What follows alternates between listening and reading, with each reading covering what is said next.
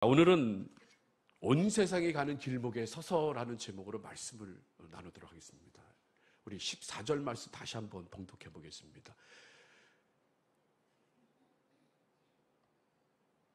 시작. 보라, 나는 오늘날 온 세상이 가는 길로 가려니와. 여기까지요. 자, 오늘 여호수아가 그럽니다. 보라, 나는 오늘날 온 세상이 가는 길로 가겠다라고 그래요. 여러분, 온 세상이 가는 길이 어딜까요? 그거는 누구도 피할 수 없는 죽음이라는 거예요. 온 세상 사람들 누구 하나 피할 수 없는 그 죽음으로 가는 길목에 지금 여호수아가 서 있다고 여호수아 스스로 얘기합니다. 왜 자기 자신을 아는 거예요, 여러분? 그래서 1절과 2절 말씀인데요. 우리 1절과 2절 말씀을 우리 23장 1절과 2절 말씀을 한번 읽어보겠습니다. 시작. 여호와께서 이스라엘의 사방 대적을 다 멸하시고 안식을 이스라엘에게 주신 지 오랜 후에 여호수아가 나이 많아 늙은지라. 누가? 여호수아가 나이 많아 늙은지라. 또 2절에도 또 같이 반복돼서 나옵니다. 시작. 여호수아가 온 이스라엘 곧 그 장로들과 두령들과 재판장들과 유사들을 불러다가 그들에게 이르되 나는 나이 많아 늙었도다. 야, 여러분, 여호수아가 어떤 사람이에요? 가나안 정복을 하시고 여리고성을 무너뜨리고요. 뭐 대단한 젊은 시절을 보낸 사람입니다. 그런데 이런 젊은 시절을 보낸 여호수아도 세월을 못 이기는 거예요. 그러면서 그가 고백해요. 내가 이제 나이 많아 늙었기 때문에 이제 온 세상이 가는 그 길에 내가 서 있다. 나보다 앞서간 사람들 그 길을 이어서 나는 지금 걸어가고 있다라고 지금 고백하고 있는 거예요. 저도 죄송스럽지만 살다 보니까요, 이제 살아온 날보다 앞으로 살아갈 날이 적어요. 그렇죠? 이 약이, 제가 성인병이 5년 전에 생겼는데 약이 하나 둘씩 늘더라고요. 희한해요. 안 먹고 싶은데 의사 선생님이 먹으라는 거예요. 그거 먹어야 되잖아요. 근데 요새 약이 좋아가지고 잘만 먹으면 다 정상이 되더라고요. 그렇게 그러니까 약을 이제 먹기 시작하게 됐어요. 또 눈도 잘 안 보여요. 제가 주일 3부 예배에서 사회 볼 때 실수할까봐 제가 크게 이렇게 써요. 여기다가 성경 본문 순서를. 왜? 틀릴까봐 준비를 해야죠.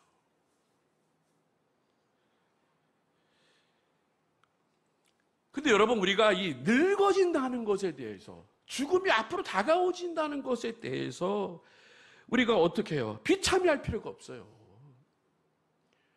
어떤 분들은 자기가 서러우면 그런 얘기하죠. 뭐 내가 뒷방 늙은이냐, 왜 나를 그렇게 무시하냐 이러는데, 여러분, 나이가 들수록요, 여러분, 그게 좋은 말인 거예요. 이 여호수아도 도저히 피할 수 없는 그 길을 지금 가고 있잖아요. 그렇게 쟁쟁했던 분들이, 오늘 우리 경도대학 학생들도요, 젊었을 때 보면요, 다 날고 기는 분들이에요. 이분들이요. 각 교회에서 막 권사님이고 전도왕도 했고 뭐 여러 가지 일들을 다 하신 분들이란 말이에요. 그런데 세월이 가다 보니까 머리는 백발이 되고, 그리고 주름은 다 생기고, 다리에 왜 이렇게 힘이 없는지, 계단을 잘 못 올라가요. 아까 우리 어르신들은 올라올 때도 계단을 잘 못 올라가고 있어요. 무릎도 아프고 허리도 아프고. 그게 늙어간다는 거예요. 여러분, 생명은 유한하고요, 죽음은 필연인 거예요. 누구나 한번 이 땅에 태어났으면요, 생명은 어차피 정해져 있는 거예요. 좀 빨리 갈 뿐이고 늦게 갈 뿐이지.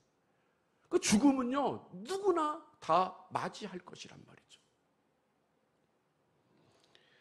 누구나 예외가 없습니다. 그럼에도 불구하고 늙는 것을 막아보려고 애를 씁니다. 비싼 화장품을 바르고 건강식품을 먹고 정기적인 운동으로 젊음을 유지하려고 합니다. 여러분, 미국에 억만장자가 있습니다. 1977년생이에요. 우리나라 나이로 46세죠? 그런데 이분이요, 브라이언 존슨이라는 사람인데요. 그는 영원한 젊음을 누리기 위해서 한 해에 무려 27억을 투자를 해요. 자기 몸에. 돈이 많으니까 뭐 그런지 몰라도 미쳤죠. 27억을 자기 몸에 투자를 하는 거예요. 그래서 그의 해춘 프로젝트에는 첨단 의료기술, 엄격한 식이요법, 스트레스 관리, 꾸준한 운동, 장수, 보충제, 다양한 방법이 다 포함되어 있습니다. 심지어 자기 10대 아들에게 피를 뽑아가지고요, 자기에게 심는 거야. 젊어지려고. 그리고 젊은 사람들이 혈청을 얻어다가 사다가 투여하는 거예요, 몸에다가. 사진 한번, 잘난 사람의 사진 한번 보도록 하겠습니다. 저에게 보세요. 저기 2018년도 얼굴, 2023년도 얼굴, 2024년 얼굴이 이렇게 써 있죠? 근데 제가 보기에는 돈을 27억씩 한 해 투자를 해도 늙어간다는 게 보이는 거란 말이에요. 2018년도가 젊잖아요. 늙어간다는 게 보이는 거예요. 그러니까 여러분, 돈을 아무리 많이 들여서 내가 젊음을 유지하겠다, 그래봐야 소용없어요. 세월은 이제 안 내셔도 제 얼굴 보여주세요. 저도 오늘 좀 또 이렇게 뭐 이렇게 설교를 하니까 좀 이렇게 젊어 보이려고 한 주간 동안 좀 이렇게 화장품도 빠짐없이 바르고, 잘 때도 화장품 바르고 잤어요. 그런데 어저께 신방을 갔더니 옥상에다가 바베큐를 이제 준비해 주신 거예요. 그래도 담임 목사님 햇볕을 받으면 안 되잖아요. 그래서 목사님은 뒤통수 보이게 하시고 저는 그 앞에 이렇게 앉아 있었어요. 햇볕이 어제 얼마나 강렬해. 1시간 반 동안 그 햇빛을 쐈더니 새까만 게 더 새까매져가지고, 우리 성도님들이 저 볼 때마다 아니 왜 오늘은 이렇게 새까매졌어요? 가뜩이나 새까만데. 근데 이 새까만 얼굴을 또 우리 조정호 목사님이 찬양한다고 확 보여주네, 이렇게. 제가 봐도 깜짝 놀래. 어휴, 안 틀어졌으면 좋겠는데 얼굴이 오늘 더 새까매졌어요, 지금. 이게 피부가 노화가 된다는데, 이게 피부가 아무리 뭐 노력을 해봐야 어쩔 수 없어요.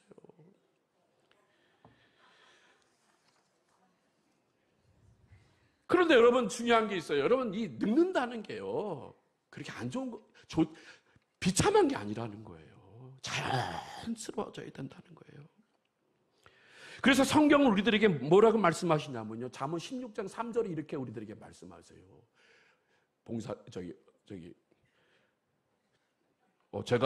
잠언 20장 29절입니다. 제가 20절 보세요. 자, 보세요. 시작. 젊은 자의 영화는 그 힘이요, 늙은 자의 아름다운 것은 백발이니라. 젊은 자에는 뭐의 힘이고, 나이 드신 분, 늙으신 분들의 자랑은 뭐가 돼야 된다고요? 백발이 돼야 돼요. 그렇죠. 저 얼마나 아름다워. 이 백발이라는 표현은 뭐냐면 지혜로웠다는 거예요. 지혜로운 거. 이 어르신들의 지혜는요, 우리가 따라갈 수가 없어요. 왜? 인생을 그렇게 살아왔기 때문에. 그 인생의 긴 인생을 살아왔기 때문에 어르신들한테 가서 조언을 구하면요, 다 맞는 말을 하세요.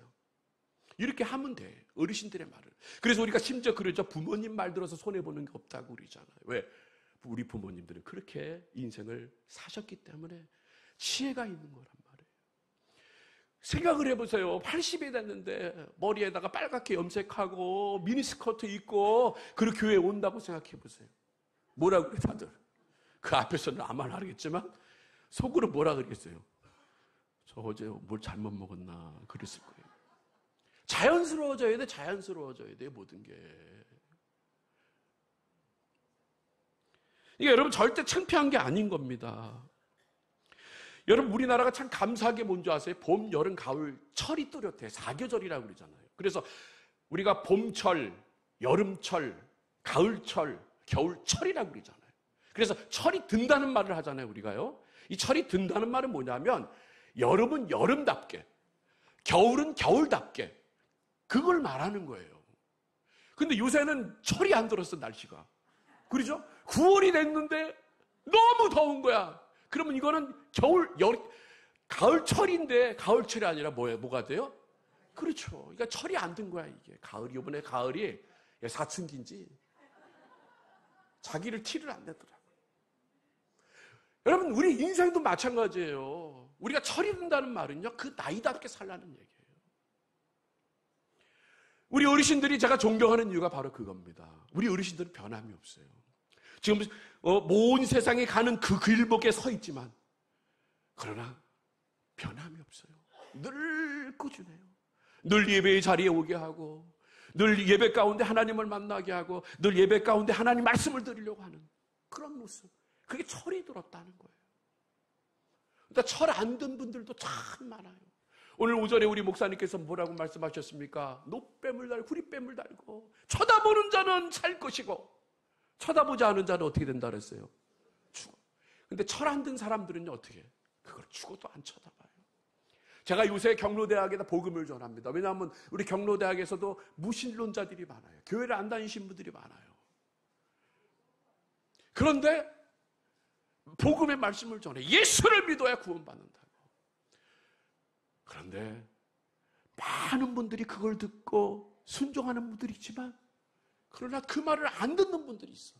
그럼 그분들을 뭐라고 얘기해요? 철이 안 든 거예요.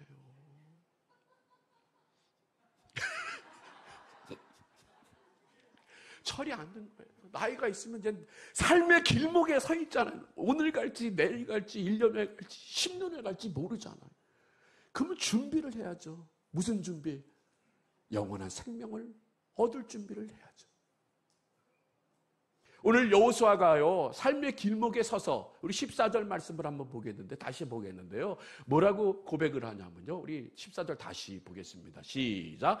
보라, 나는 오늘날 온 세상이 가는 길로 가려니와 너희 하나님 여호와께서 너에게 말씀하신 모든 선한 일이 하나도 틀리지 아니하고. 여기 다시 보여주세요. 여기 뭐라 그래요? 하나님의 말씀하신 모든 선한 일이 하나도 틀린 게 없다는 거예요. 지금 여호수아가 나이 들어서 이제 110년을 더 살았어요. 112년을 살았나요? 그렇게 살았는데 삶을 뒤돌아보니까 하나님의 말씀은 절대 땅에 떨어지는 일이 없다는 거예요. 하나님의 선한 일은 꼭 이루어진다는 거예요. 그리고 그 뒤에 한번 보세요. 거기에 다시 봉독하겠습니다. 시작. 다 너에게 응하여 그 중에 하나도 어김이 없음을 너희 모든 사람의 마음과 뜻에 아는 바라. 하나님이 말씀하신 건 다 응한 거란 말이에요. 너희들이 그걸 보지 않았냐? 너희들이 그걸 듣지 않았냐? 그런 것을 보았는데, 그러니까 내가 노년에 내가 나의 뒤를 돌아봤더니 하나님의 말씀은 다 사실이다. 하나님의 말씀은 다 응할 뿐이다. 그러면서 그의 유언적인 말을 하는 거예요. 그러니까 우리 어르신들도 마찬가지입니다. 이제 다른 거 붙잡지 마세요. 내 자식 의지하지 마세요. 돈 의지하지 마세요. 여러분 의지할 것은 딱 한 가지예요. 뭐죠? 그렇죠. 그게 최고란 말이에요, 여러분 인생 가운데서요. 저도 지금 이게 여러분보다 별로 못 살았지만, 얼마 안 살았지만, 그러나 제가 인생을 살아보니까요, 내가 인생에서 가장 행복했던 순간이 언제냐면 돈이 많을 때가 아니에요. 가장 중요할 때가 언제예요? 내가 하나님 말씀에 푹 빠져 살 때가 가장 행복하고 가장 뿌듯했다는 거예요. 제가 일찍 철이 들었어요. 일찍.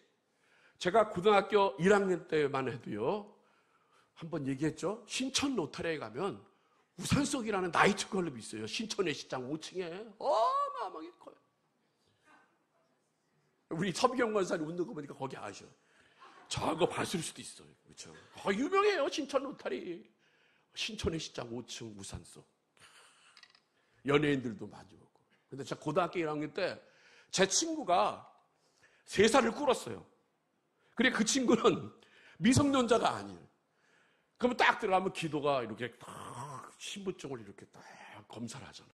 그런데 저는 그 친구가 저보다 3살 후에니까 대학교 1학년이잖아요. 프리패스. 친구예요? 그러면 다 들어가는 거예요. 그러면 거기서 음악이 얼마나 음악이 막 세요. 막 팝송이 나오지, 막 가요 빠르게 나오지. 그러면 거기서 막 춤을 추는 거야. 막 신나게 춤을 추는 거예요. 한 2시간 놀다 이제 나 가야 하잖아요. 2시간 놀다가 딱 계단으로 이제 출입문에 나와서 계단으로 이제 5층에서 1층까지 내려오는데 하나도 안 기쁘더라고요, 왠지. 뭔가 찝찝한 거예요. 그러면서 내가 여기 왜 왔지? 근데 또 그 다음 주 토요일 되면 또 가는 거예요. 또 친구가 가자 그러면 자기가 대줄 테니까 가자는 거예요. 그럼 갔는데도 아무런 나올 때, 놀 때는 참 신나게 놀았어요. 근데 딱 나오는 순간 또 뒤에가 허전한 거예요. 그런데 제가 고등학교 2학년 때요. 고등학교 1학년 말 때 제가 큰 사고를 한번 친 적이 있어요. 정말 큰 사고를 한번 친 적이 있어요. 뭐 돈을 훔쳤다는 게 아니라 뭐 친구들끼리 싸움이 붙었는데 패싸움이 붙은 거예요. 난리가 났어요, 그때. 저는 그때 고등학교 2학년 때 능곡교회 학생회 회장이었어요. 한 300~400명 모이는 회장. 근데 저는 모범적인 친구들도 있고 그리고 노는 친구들도 제가 있어요. 왜냐하면 제가 성격이 참 좋아가지고 이쪽에도 어울리고 저쪽에도 어울려요. 그런데 거기서 큰 싸움이 났는데 이게 한 명이 우리 상대방 애가 저기 난지도 사는 애였어요. 난지도. 그 당시만 해도 난지도는요, 완전 쓰레기 벌판이고, 난지도 살면 다 양아치들이 많았어요. 근데 걔가 우리 일행한테 실컷 맞아가지고 병원에 누워있는 거예요. 죽다 살았어요. 근데 아침에 주일날 교회 가려고. 그래도 교회 가는 거예요. 또 토요일날 그런 사건을 쳐도 주일날 교회를 가야 되는데, 경찰이 와가지고, 형사가 와가지고, 날 깨우는 거야. 일어나라. 그래서 저를 체포한 거래요. 체포했다 그래야 되나? 다 대경찰, 서대문 경찰서를 갔어요. 그런데 우리 아버님이, 돌아가신 우리 아버님이, 다른 친구들은요, 부모님들이 안 와. 그런데 저만 우리 아버님이 공무원이셨는데, 그 사고 터진 이후서부터 끝까지 저하고 같이 경찰서로 왔다 갔다 하시고, 그 젊은 형사 앞에서 아들 때문에 굽신하고. 그래서 제가 그 모습을 보고, 세상이 이런 거구나. 그래서 제가 고등학교 2학년 때 제가요, 회개를 했어요. 정말 하나님 앞에 울면서 기도하고, 또 아버지한테 잘못했잖아요. 아버지 앞에서 무릎 꿇고 펑펑 울고, 제가 앞으로는 절대로 세상에 나가서 친구들과 어울리지 않겠다. 그래서 제가 일찍 철이 들었어요. 그래서 저는 그때부터 예수밖에 없는 거예요. 예수가 최고예요. 그런데 제 2차 사건이 또 한 번 벌어질 뻔했어요. 고등학교 3학년 때 그때 학력고사였어요. 학력고사를 딱 마치고 이제 신촌에 딱 버스를 타러, 능곡 가는 버스가요, 신천역 앞에 있습니다. 명성운수. 그래서 딱 섰는데 그 전에 패싸움했던 놈들이 거기서 서 있으면서 날 보면서, 야, 오랜만이다. 야, 그동안 1년 몇 개월 동안 못 봤으니까 오늘 밤에 우리 한번 즐겨보자. 시험도 끝났으니까. 그러는 거예요. 썰깃하더라고. 그래도 제가 고등학생 3학년이니 뭐 철이 들겠어요. 철이 들었다 그랬죠? 영적으로 철이 들었어요.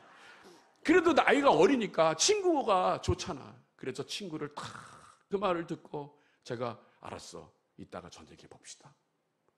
그리고 집에 와서 이제 옷 갈아입고 또 서울을 나가려고, 신촌을 가려고. 그래서 집문에서 딱 나오는데 우리 앞에 삼거리가 있어요. 좌측으로 가면 저기 버스 타고 이제 신촌을 가는 곳이고, 우측으로 가면 이제 교회로 가는 거예요. 그 갈림길. 그런데 제가 좌측으로 가야잖아. 이제 신촌을 가려면 버스 타러. 딱 터는 순간에 뒤에서 교회 친구들이 3명이 저를 이름을 부르면서 빨리 그러는 거예요. 그래서 왜? 그랬더니 오늘 자기네 집에서 온라인을 한대. 그래? 교회 친구들이. 그래서 알았어, 가자. 그래서 방향을 바꾸고 딱 갔어요. 그런데 그 다음날 난리가 난 거예요. 충암고 애들하고 시비가 붙어가지고. 근데 문제는 뭐냐면 어르신들 같은 분을 깔아뭉긴 거야. 애가 넘어지면서요. 그 전치 40몇 주가 나왔어요. 거기 있는 친구들이 다 어디로 갔어요? 구치소로 갔어요. 미성년자가 아니니까. 구치소로 갔어. 그리고 다 별을 달았어. 빨간 줄 쫙쫙쫙. 근데 저는 어떻게 했어요? 그렇지. 친구들이, 교회 친구들이 제일 그 꺾여지는 순간 등 뒤에서 만영아라는 소리가 들렸어요. 그 순간 저는 어떤 다짐을 했냐 하면 어떤 일이 있더라도 세상을 바라보지 않겠다. 왜? 만약에 그때 제가 친구들이 안 오고 그때 제가 좌측으로 가서 명성호수 타고 신촌역에 가서 봐요. 그럼 저는 어떤 사람이 됐어요? 전과자가 됐어요. 이양 버린 몸, 이양 버린 인생, 막장으로 갔을 것 같아요. 근데 하나님이 친구들을 부르셔서 교회 친구들하고 어울리게 만들어서 아무 문제가 없어요. 그래서 저는 그때 그 인생을 깨달은 거예요. 그러면서 저는 그때부터 교회가 최고였어요. 교회 나와서 찬양하고, 교회 나와서 예배하고, 교회 나와서 봉사하는 것들이요, 내 인생의 최고였단 말이에요. 그런데 지금 돌아보니까 그것보다 더 귀한 게 없다는 것을 저는 지금 깨달았다는 거예요. 가장 귀한 게 바로 하나님 안에서, 하나님 말씀 안에서 푹 빠져 사는 거란 말이에요.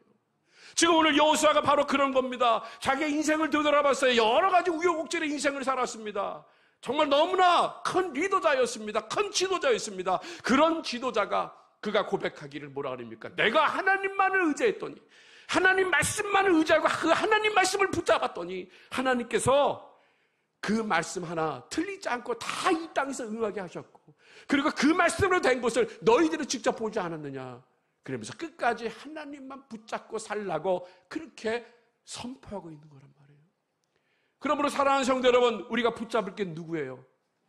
그렇죠. 하나님 말씀 붙잡는 거예요. 다른 거 절대 믿지 마세요.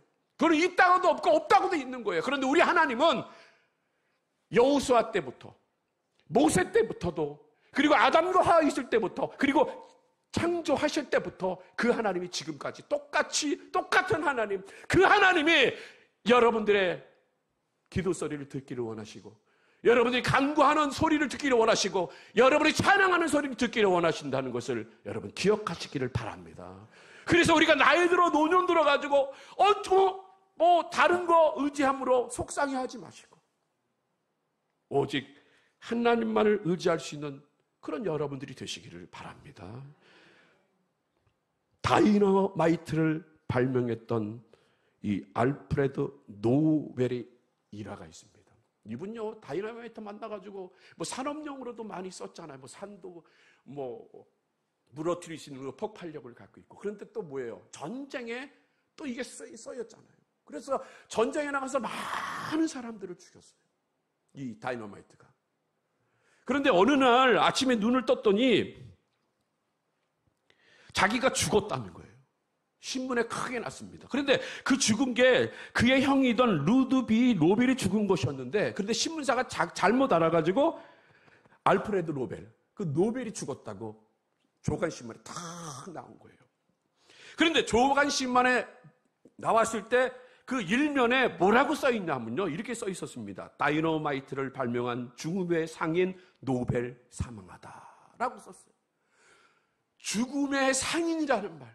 그러니까 너무나 죽음을 많이, 자기가 발명한 것들 때문에 죽었다, 많은 사람들이 죽었다, 그래서 너는 죽음의 상인이다. 그 일면에 그 기사를 보고요, 이분은 깜짝 놀란 거예요.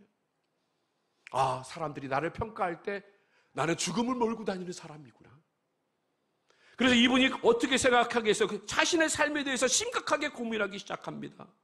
돈은 많이 벌었습니다. 그러나 생명을 빼앗는 치명적인 무기를 발명했기 때문에 사람들이 나를 죽음의 상인이라고 얘기하는구나. 그럼 이걸 난 어떻게 살아야 될까? 나의 인생의 마지막에 어떻게 되어야 될 것인가를 고민했습니다. 그러면서 그는요, 노벨상을 만들었다는 거예요. 노벨상. 여러분, 지금 노벨상을 우리나라에서요, 한 명도 못 받았어요. 노벨상. 노벨 평화상 받았나요? 김대중 대통령. 그래요. 노벨 평화상. 그러면 이게 모든 사람들이 노벨의 이름을 단 것을 받기를 원한다는 거예요. 그게 영광이고. 그래서 그렇게 만들었어요. 그런데 이제 8년 후에, 그 노벨상을 만든 8년 후에 어떤 일이 번져나면 진짜 노벨이 죽었습니다. 죽었을 때 아침 조간신문에 뭐라고 써져 있었냐면요, 세계 평화를 위해 살다가 믿음의 사람 노벨이 사망하다라고 조간신문에 일면으로 나왔다는 거예요. 세계 평화를 위해 살다가 믿음의 사람 노벨 죽다. 여러분, 바로 이거란 말이에요. 우리 죽음의 끝에서 과연 여러분들은 어떤 모습을 많은 사람들한테 보여줘야 되는 거예요. 바로 마지막 길목에 서서, 온 세상이 가는 마지막 길목에 서서 나는 어떻게 살아야 할 것인가. 여호수아도 마찬가지고요, 모세도 마찬가지입니다. 모세도요, 이제 약속의 땅을 들어가지 못했습니다. 그런데 신명기에서 자신의 유언을 하는 거예요. 자신의 유언. 자기가 인생을 살아봤더니, 120년이라는 인생을 살아봤더니 복 받는 것은 단 한 가지다. 여호와 하나님을 마음을 다하고 뜻을 다하고 힘을 다하여 섬기면 그것이 최고의 복이다. 그 말씀대로 붙잡고 살면 그것이 최고의 복이라고 신명기에서 그렇게 말씀하고 있어요. 그러므로 오늘 우리 사랑하는 경로대 학생들과 우리 제1교회 성도님들, 이 세상에서 가장 행복한 건요, 다른 게 아니에요. 돈이 많아서, 뭐 아파트가 좋아서, 집이 좋아서, 자식들이 잘 돼서, 여러분, 이건 아무것도 아닙니다.